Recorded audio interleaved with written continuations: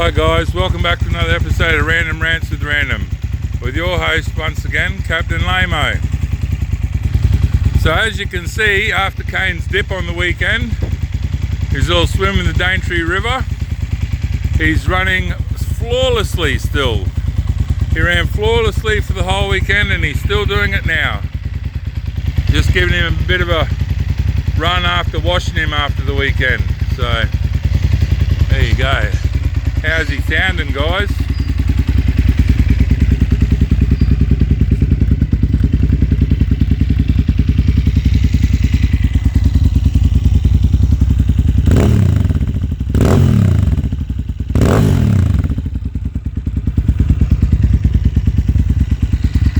sounding pretty good.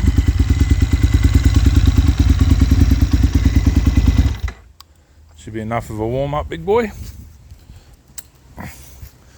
So, I'll give you, this is the post-ride rundown of Kane and I's first 2-day camping trip, overnight camping trip.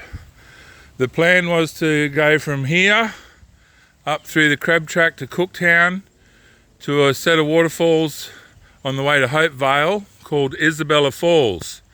And the reason I picked that as my destination for the weekend was it was a good distance to get to in one weekend. And just up the road from where I live here, there's another set of falls called Isabella Falls. So I thought I'd go and visit the sister falls. So the ride up to the Crab Track was a very beautiful ride on the coast road as always, very uneventful. So I got to the Crab Track at about 11 o'clock. So I proceeded into the Daintree River and then proceeded to drop Kane into the Daintree River. So by some miracle, I managed to fall off on my feet. I turned around, I got him turned off because he was still running, and then I got him picked up out of the water.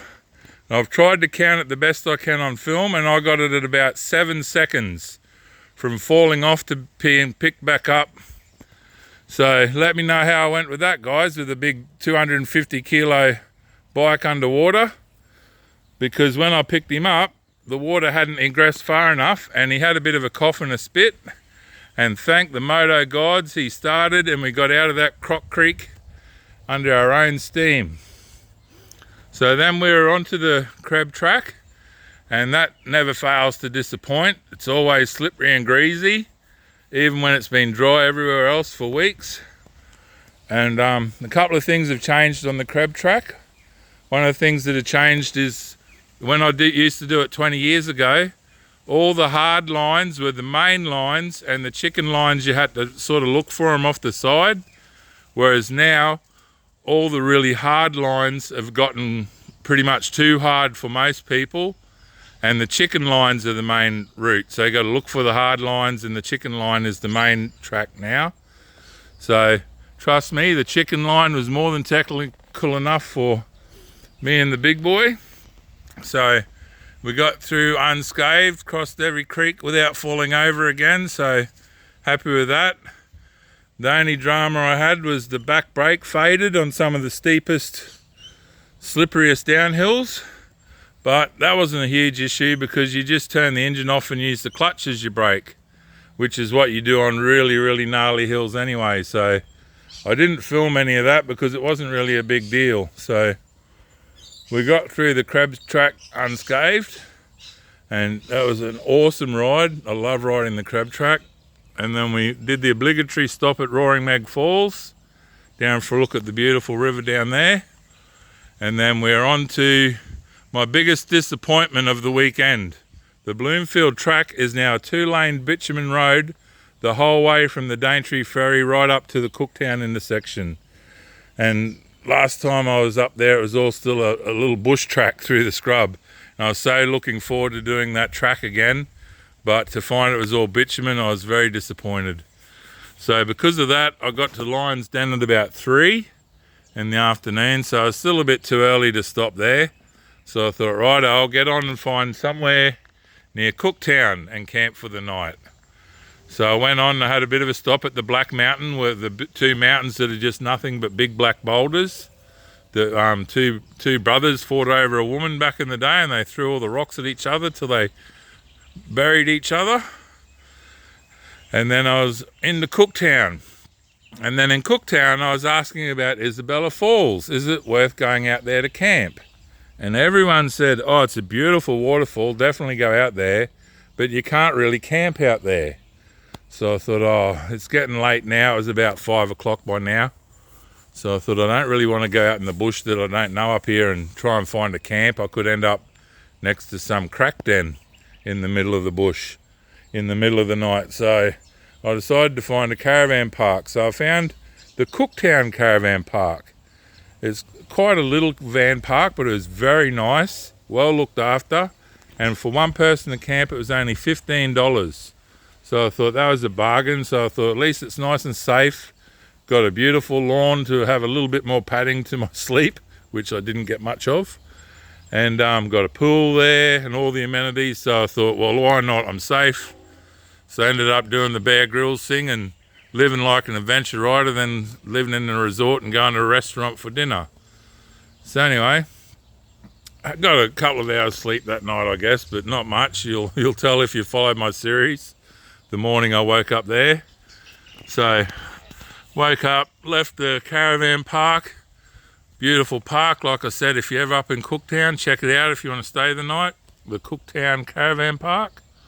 So then I was out to Isabella Falls on the way out to Hopevale. And my gosh, it is a beautiful set of little waterfalls right on the road. And of course, when I got out there, I drove into the car parking, like camping area. And there's camping spots everywhere. And that was my second disappointment of the weekend, that I could have camped in that beautiful wild camp. But anyway, I can't complain. The caravan park was lovely. So I spent a few hours at Isabella Falls.